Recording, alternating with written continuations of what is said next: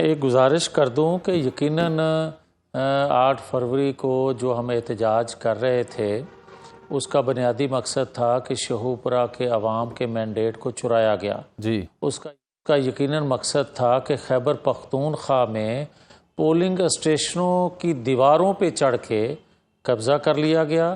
خیبر پختونخوا کے presiding officers جو تھے ان کے دفاتر پہ شام 5:30 بجے کے بعد قبضہ ہو گیا تھا اچھا اور خود ہی وہاں سے اناؤنسمنٹ ہو گئی تھی کہ فلاں شخص جو ہے وہ جیت گیا اور کوئی ان کو بچانے والا نہیں تھا، کوئی ان کو پوچھنے والا نہیں تھا۔ پھر اسی طرح اناؤنسمنٹ بھی آ گئی جن لوگوں کی جتھوں نے اناؤنسمنٹ کی کہ یہ جیت گئے ہیں۔ میرا کہنا یہ ہے کہ کیا پاکستان کے اندر سہولت کاری جو فیض حمید صاحب کے دور سے شروع ہوئی اور جو فیض یاب ہوئے اس کے بعد یہ سلسلہ چلتا آیا، اور پھر کیا یہ بتانا نہیں چاہیے؟ فارم 47 کی پیداوار کہا جاتا ہے حکومت وقت کو یا کسی اور کو، تو پھر یار پورا سچ کیوں نہیں بولا جاتا؟ پھر پورا سچ کیا ہے؟ انویسٹیگیشن کیوں نہیں حکومت وقت کی؟ نہیں، پورا سچ پورا کیا ہے؟ سچ میں وہی عرض کرنے لگا، حکومت وقت کو بھی چاہیے اداروں کے ترجمان بھی بولیں۔ کیا یہ حقیقت نہیں ہے جو میں بتا رہا ہوں کہ خیبر پختونخوا میں پریزائڈنگ آفیسر کے دفاتر پہ قبضہ ہو گیا تھا؟ کیا یہ حقیقت نہیں ہے کہ جو پولنگ اسٹیشن تھے ان پر 5 بجے قبضہ ہو گیا تھا، دیواروں پہ چھتوں پہ لوگ مسلح قابض ہو چکے تھے، اور اناؤنسمنٹ آپ کر رہے ہیں تیسرے دن، وہ 3 منٹ کے بعد اناؤنسمنٹ کر رہے تھے۔ اسی طرح شیخوپورہ میں بھی ہوا۔ ہم تو احتجاج اس پہ کرنا چاہتے تھے، مگر اس کو کیونکہ جوڑ دیا گیا ان لوگوں کے ساتھ یا اس یوم سیاہ کے ساتھ جو اداروں کو دباؤ میں لانا چاہتے ہیں، جو ریاست کو دباؤ میں لانا چاہتے ہیں، جنہوں نے ادارے کے اندر بغاوت پہ اکسایا، جنہوں نے 9/10 میں کیا، جنہوں نے 26 نومبر کیا، اس کے ساتھ اس کو جوڑا جا رہا تھا۔ ہمارے احتجاج کی اور اس کی کوئی مماثلت نہیں ہے، اس لیے ہم نے 8 فروری کا جو جلسہ تھا اپنا وہ منسوخ کر دیا۔ اچھا، آپ شیخوپورہ میں 8 فروری کو جلسہ نہیں کر رہے؟ جلسہ منسوخ کر دیا آپ؟ بالکل اس وجہ سے نہیں کر رہے۔ اچھا، بالکل منسوخ کر دیا اس وجہ سے کہ آپ ہمیں اور پاکستان پر چڑھ دوڑنے والے مسلح جتھے جو تھے، جو انہوں نے کرتوت پچھلے 2 سالوں سے کیے ہیں، آپ ہمیں ان سے ملا رہے ہیں۔ میاں صاحب یہ آپ تو میاں صاحب یہ بظاہر تو ظاہری بات ہے، بڑی اچھی یہ سیاسی عملی ہے آپ کی کہ آپ نہیں چاہتے کہ آپ ان کے ساتھ ٹیگ ہوں جو آپ کے مخالفین ہیں، لیکن سوال یہ پیدا ہوتا ہے کہ آپ کا پورا ارادہ تھا 8 فروری کو یوم سیاہ منانے کا، آپ کو لگتا ہے کہ آپ کے مینڈیٹ کو بھی لوٹا گیا ہے، تو یہ مشورہ اس جلسے کو منسوخ کرنے کا یہ کسی اپنے نے دیا ہے یا کسی سیانے نے دیا آپ کو؟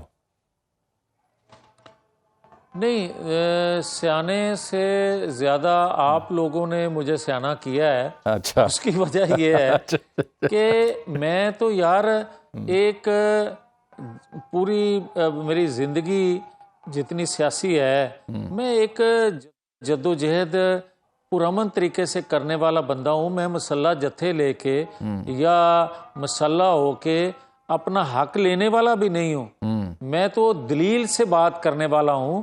تو اگر مسلح جتھوں کے ساتھ ہمیں جوڑ دیا جائے یا اسی طرح دیکھا جائے کہ ریاست کو وہ بھی نقصان پہنچانے والے ہیں اور کل کو ہمیں بھی کوئی تاریخ میں ان الفاظ سے یاد کرے، تو وہ میں کم از کم مناسب نہیں سمجھتا۔ بہت اچھی بات ہے میاں صاحب، جہاں تک آپ پی کے کچھ حلقوں کا اور وہاں کا جو منظر نامہ ہے وہ اپنی سیاسی رائے کے مطابق بیان کیا، جو کہ آپ کی اپنی سیاسی رائے ہے، وہاں پہ ایک فیکٹ ہے۔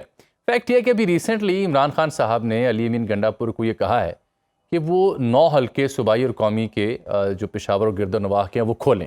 اس میں یہ تیمور ظفر جھگڑا کا حلقہ بھی ہے جو ہارے ہوئے ہیں، نور عالم کا حلقہ بھی ہے جو جیتے ہوئے ہیں، تو ان کا آڈٹ کریں، فارم 45 فارم 47، اس سلسلے میں پشاور ہائی کورٹ کو بے شک لکھنا پڑے تو وہ بھی لکھیں۔ تو اگر عمران خان صاحب اس صوبے میں جہاں وہ 2/3 سے جیتے ہیں وہ 9 حلقوں کا آڈٹ کروانے پہ تیار ہیں، تو حکومت آپ کی پورے ملک میں، پنجاب میں آپ کی سرکار، وفاق میں آپ کی سرکار، بلوچستان میں آپ اتحادی، آئینی عہدوں میں آپ اتحادی پیپلز پارٹی کے، تو آپ کی حکومت شیخوپورہ جیسے کئی اور حلقے بھی ہیں وہاں کا آڈٹ کیوں نہیں کروا لیتی؟ جیسے عمران خان نے، میں نے بڑی طویل بات کی، جیسے عمران خان پشاور میں کرنے جا رہے ہیں۔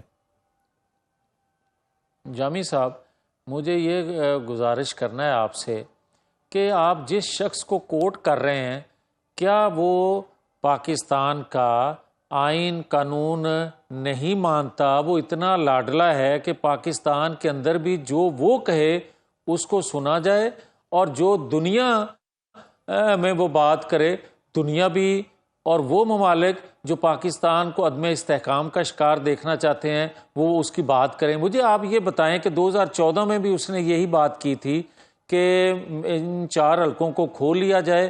پھر آپ کو یاد ہوگا کہ ایک جوڈیشل کمیشن بنا تھا، اور پاکستان کی تاریخ میں حکومت وقت نے پہلی دفعہ بنایا تھا، اور اس کمیشن کی رپورٹ آنے کے بعد بھی وہ نہیں مانا تھا۔ مگر 2018 کے انتخابات کے نتیجے میں ہم نے بھی ایک کمیشن کی ڈیمانڈ کی تھی، پورے 5 سال گزر گئے تھے مگر کوئی پارلیمانی کمیٹی بھی نہیں بنی تھی اس پہ کہ وہ بھی کام کرتی، جس کو اناؤنس کیا گیا مگر ایک میٹنگ ہوئی 5 سال میں، دوسری میٹنگ نہیں ہوئی۔ تو کیا میرا حق نہیں کہ میں یہ کہوں کہ 2018 کا انتخاب ہم سے چرایا گیا؟ نہیں، بالکل کریں، وہ تو پرائم منسٹر بھی کہہ رہے ہیں، آپ کے وزیر اعظم بھی کہہ رہے ہیں، 18 کی بھی اور 24 کی بات کر رہے ہیں۔ اس کا مطلب ہے مان تو رہے ہیں نا کچھ تحفظات ہیں۔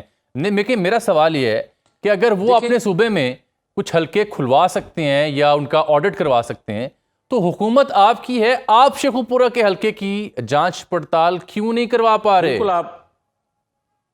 بالکل آپ ٹھیک کہہ رہے ہیں کہ اگر وہ صوبائی حکومت کھول سکتی ہے، جبکہ میں آئین قانون کی اگر بات کروں تو صوبائی حکومت کا اختیار نہیں ہے۔ نہیں، وہ لکھ رہے ہیں، خط لکھیں گے چیف جسٹس کو، وہ پلان کر رہے ہیں خط لکھیں۔ میں وہی تو عرض کر رہا ہوں نا جامی صاحب، اگر ان کے خط کے جواب میں وہ حلقے کھلتے ہیں تو میں تو چوک میں کھڑا ہو کے دھرنا دے کے کہوں گا کہ پنجاب کے اندر بھی پھر جہاں فارم 47 بکا ہے، اور یہ بات میں نہیں کہہ رہا، یہ شہزاد اکبر جو آج بھی پی ٹی آئی سے منسلک ہیں، پی ٹی آئی کے اندر ہی موجود ہیں، وہ بھی کہہ رہے ہیں کہ جاوید لطیف کے ساتھ زیادتی ہوئی ہے۔ میں آج اگر ان کی وہ پاکستان سے باہر ہیں تو پاکستان کے اندر شوکت یوسف زئی آج بھی پی ٹی آئی کے وہ ترجمان ہیں یا بات کرتے ہیں، وہ بھی کہہ رہے ہیں کہ خیبر پختونخوا میں 35 ایم این ایز کو جتوایا گیا۔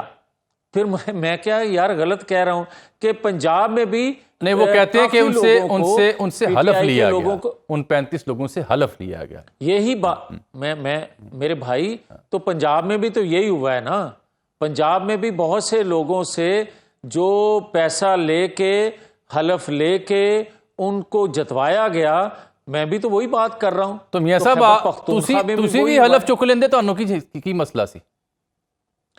پھر یہی تو یار ایک سیاسی ورکر کی میں کہتا ہوں پہچان ہونی چاہیے۔ اقتدار ہی کوئی چیز نہیں ہے،